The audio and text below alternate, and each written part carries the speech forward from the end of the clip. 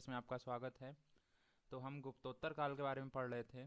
तो जैसा कि हमने पिछले वीडियो में गुप्तोत्तर काल में पुष्यभूति वंश के बारे में पढ़ा था और उस वंश के एक सर्वाधिक प्रसिद्ध राजा हर्षवर्धन के बारे में उसमें पढ़ा था। और उसमें बाद हमने देखा था कि हर्षवर्धन की मृत्यु के बाद कई राजपूत राज्य उत्पन्न हो गए थे। तो आज हम उन्हीं राजपूत राज्यों के बारे में पढ़ेंगे और ये गुप्तोत्तर काल का पार्ट 2 है। और अगर आपने पार्ट 1 नहीं देखा हो तो उसे ज़रूर देख लीजिएगा। तो राजपूत राज के बारे में देखते हैं। तो राजपूतों के बारे में बात करें तो हर्षवर्धन की मृत्यु के बाद जो उत्तरी पश्चिम भारत है वहाँ पर राजपूतों के छोटे छोटे राज्य स्थापित हो गए थे। और कुछ राजपूतों की उत्पत्ति बताते हैं कि गुप्तोत्तर काल के दौरान सामंतवाद का उद्भव हुआ था, जिससे भारतीय इतिहास को प्राचीन से मध्यकाल में रूपांतरित किया गया। और इस युग के इतिहास को राजपूत युगीन इतिहास भी कहा जाता है। राजपूतों की उत्पत्ति के विषय में सबके मत अलग अलग हैं। कुछ विद्वान इन्हें भारत में रहने वाली एक जाति मानते थे और कुछ इन्हें विदेशी जाति मानते हैं, विदेशों से आए हुए। और कुछ विद्वान राजपूत इन्हें माउंट आबू पर्वत पर वशिष्ठ के अग्निकुंड से उत्पन्न हुआ मानते हैं, यानी उन्हें एक तरीके से चमत्कारिक तौर पे देखते हैं। और जो ये सिद्धांत है ये चंद बरदाई के पृथ्वीराज रासों पर आधारित है। और इनका मानना है कि जो राजपूत वंश से जो प्रतिहार, चालुक्य, चौहान और परमार, इन सब की उत्पत्ति इसी से मानी जाती है। नेक्स्ट, इनका जो राज था लगभग 1000 वर्षों तक चला, जिसमें पहले 500 वर्षों तक ये अच्छी तरह से राज करते रहे, लेकिन उसके बाद कई मुस्लिम आक्रमणकारियों का इन्हें सामना करना पड़ा, जिसके बाद इनके जो राज थे वो छिन्न भिन्न हो गए।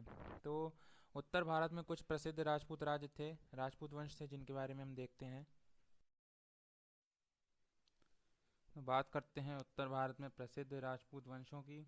तो सबसे पहले उत्तर भारत में जो पहला वंश पढ़ेंगे वो है गुर्जर प्रतिहार वंश। और अग्निकुल के जो राजपूतों में सर्वाधिक प्रसिद्ध जो है वो है प्रतिहार वंशी था।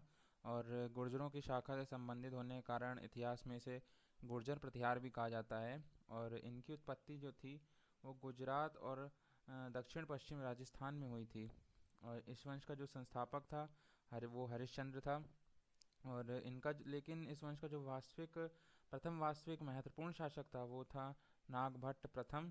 और जो सर्वाधिक प्रसिद्ध राजा था इस वंश का वो था मिहिर भोज प्रथम।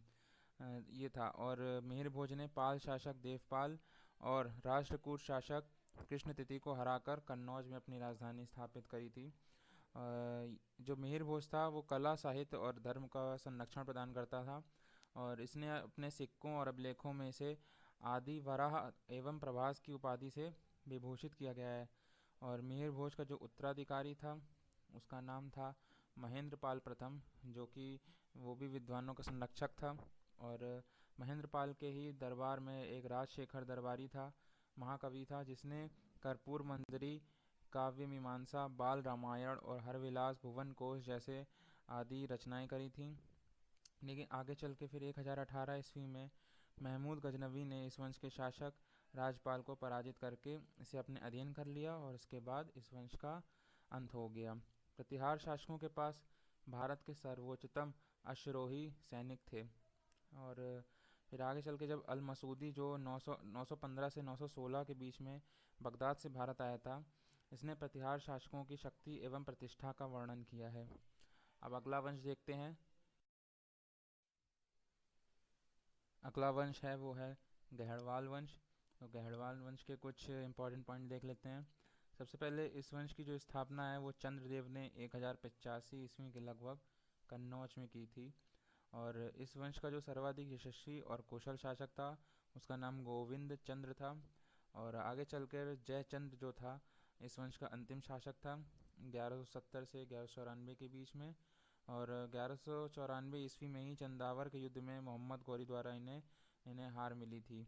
और जयचंद्र ने एक संस्कृत के प्रख्यात कवि श्री हर्ष को संरक्षण प्रदान किया था, जिसने नैषद चरितम एवं खड्डन खाट की रचना करी थी। और लेखों के अनुसार चौहानों के राजा पृथ्वीराज तृतीय ने जयचंद्र की पुत्री संयोगिता का अपहरण कर इससे विवाह कर लिया था। तो नेक्स्ट वंश देखते हैं अब, जो कि है चौहान या चाहमान वंश। इसके कुछ इंपॉर्टेंट पॉइंट्स देखते हैं। सबसे पहले है 7वीं शताब्दी में वासुदेव द्वारा चौहान राज्य इतिहास प्रसिद्ध है। और इस वंश के जो यशस्वी राजा थे उनका नाम था अजय राज, जिन्होंने अजमेर नगर की स्थापना करी थी और इसे बाद में अपनी राजधानी बनाया। इस वंश का जो सर्वाधिक प्रसिद्ध राजा वो था पृथ्वीराज चौहान तृतीय, जिनके साथ 1191 ईस्वी के प्रथम के तराइन के युद्ध में उन्होंने मोहम्मद गौरी को हराया। लेकिन बाद में 1192 ईस्वी में तराइन के द्वितीय युद्ध में पृथ्वीराज की हार हुई और उसके बाद मोहम्मद गौरी ने उन्हें बंदी बना लिया और कुछ समय बाद उनकी हत्या कर दी। पृथ्वीराज तृतीय के राज दरबार में चंद्र बरदाई नामक के कवि थे, जिन्होंने पृथ्वीराज रासो नामक प्रसिद्ध पुस्तक लिखी थी और कथाओं में पृथ्वीराज को राय पिथौरा कहा गया है।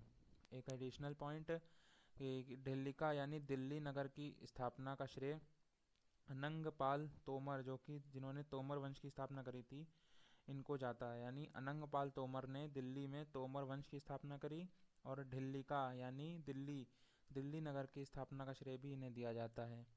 नेक्स्ट, तो ये था आज के वीडियो में इतना ही था। ये पार्ट 2 था। इसका पार्ट 3 जिसमें कि हम उत्तर भारत के कुछ और वंश के बारे में देखेंगे। और अगर आपने पिछले के पार्ट ना देखे हो तो ज़रूर देख लीजिएगा। और अगर आपको ये वीडियो पसंद आया हो तो इसे लाइक करें और शेयर करें अपने दोस्तों के साथ और सब्सक्राइब करें हमारे चैनल को, जिसका नाम है कंप्लीट जीएस। धन्यवाद।